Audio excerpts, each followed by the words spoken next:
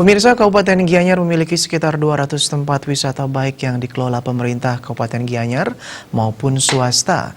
Layak atau tidaknya tempat wisata yang untuk dikunjungi harus memenuhi protokol kesehatan dan dilakukan verifikasi baik Dinas Pariwisata Provinsi Bali maupun Dinas Pariwisata Kabupaten Gianyar. Sehingga hingga saat ini sudah lebih dari 50 tempat wisata telah diverifikasi.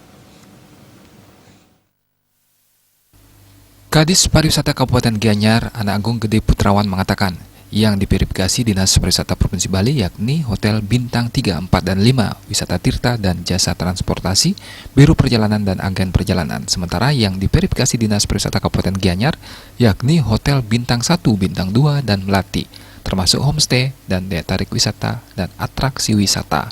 Secara garis besar yang harus disiapkan pengelola antara lain termogan, wastafel, hand sanitizer, dan masker. Selain itu tanda-tanda atau rambu-rambu tempat duduk dengan disilang sehingga bisa jaga jarak serta garis antrean.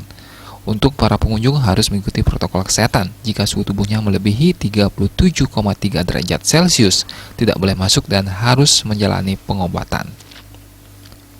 Objek wisata yang dikelola Pemkab Gianyar yang sudah dibuka yakni objek wisata Tirta Empul, Gua Gajah, Gunung Kawi, serta Sebatu.